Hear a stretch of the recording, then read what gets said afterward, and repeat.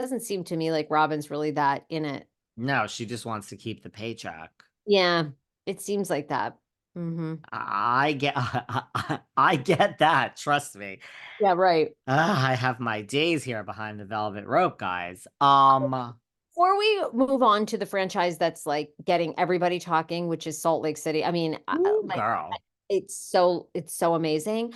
But I did want to ask you, Rachel Leviss or Raquel, I'm not sure I just saw somebody posting that it's Raquel again. I don't know. Anyway, Ugh, can't keep her up. podcast dropped. What are your thoughts? I need to listen to the full thing. I feel that, look, she made some headlines with this thing where one of the reasons she didn't return to Vanderpump Rules is because she couldn't imagine the hurt that would cause to Ariana, right? That's So what she said. Yeah. I I like Rachel Leviss. I have a little bit of a problem with that statement. I'm sure Ariana is fuming.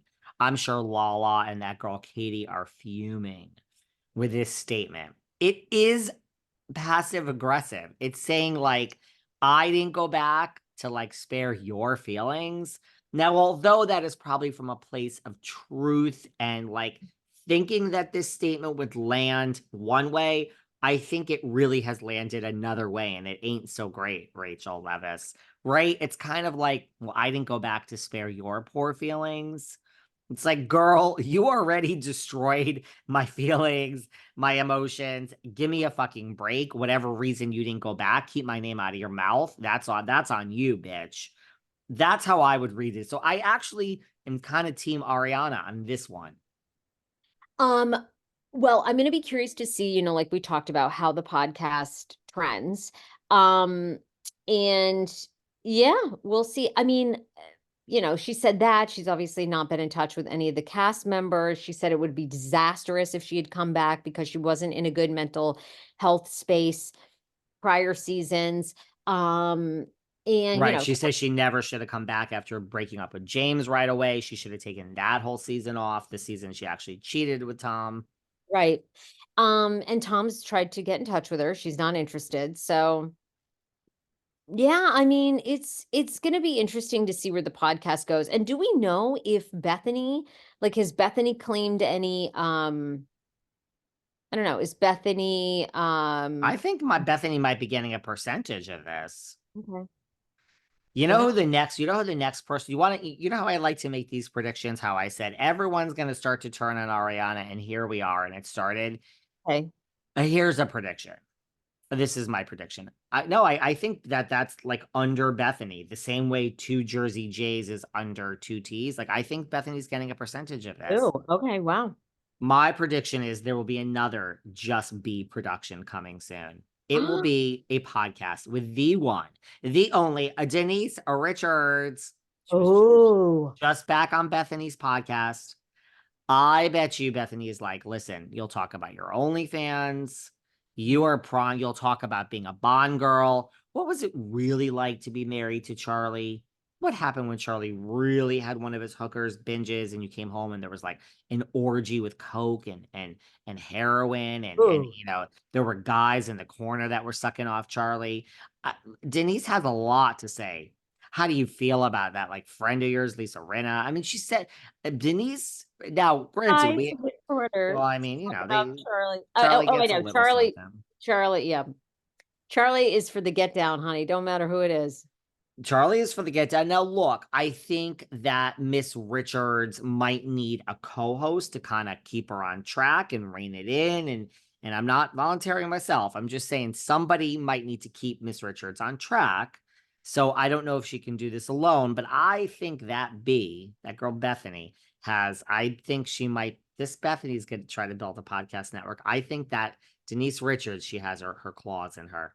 I do. I feel it. I feel they're going to be announcing a Denise Richards podcast Q1 of 2024. I feel it. Wow. Mm-hmm. Okay, well, let's see what happens. Salt Lake, you want to? Salt Lake, talk to me. I mean, how do we get a Monica on to Potomac? I Well, guess that would be really good. we had our Monica a couple years ago with Candy Gal, with Candace.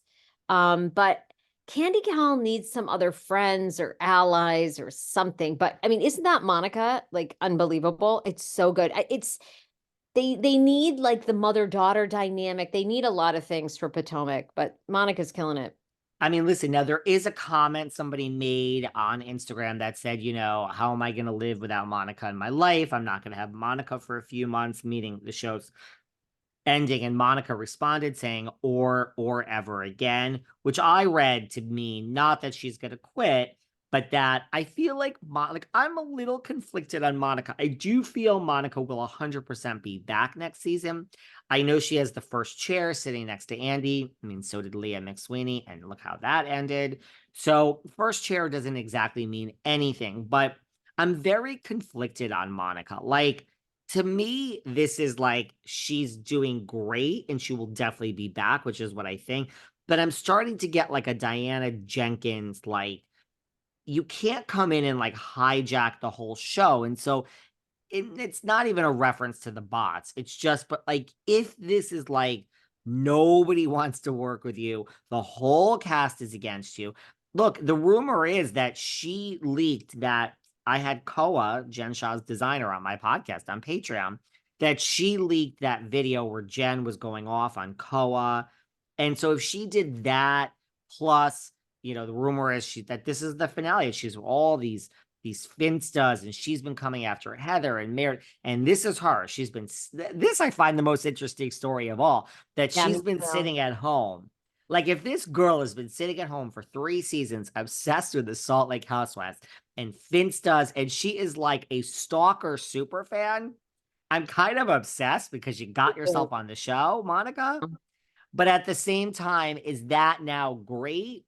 Or is it like, oh man, this woman did herself in too much too soon and we got to let you go? It's like Survivor. It's like Survivor. When you come out and you're talking strategy and you're in the bushes, and girl, you just got there. You're just like waiting for the food for like to build the hut. And you are now talking to everyone and backstabbing. I've only been in the game for 3 hours. Girl, you're out of there. You've overplayed. Is that Monica, or is it like, this is brilliant and where has this woman been for the past 4 years? I hope it's that one because I do feel like she's just given such an infusion to that show that was needed. Um, it's just made the show so interesting. Angie K has been great. They've really come through. I hope it's the latter, but supposedly we're in for a huge surprise and a big crazy reunion. So we'll see what that is. But to your point, if she does have all these finstas and everything, I don't know. Are they going to want that liability? That's what I mean. It's like, I feel like they shy away when it's like you're an evil mastermind. Like, they Yeah, don't want you to be bigger than the show. I really do think she's going to be back, but I really feel like I could see this being like a Diana Jenkins, like you came on, you played, or like a Leah McSweeney. I mean, she got 2 seasons where it was like, I mean, Leah McSweeney, let me tell you, girl, she had a plan. Oh, she thought she was going to be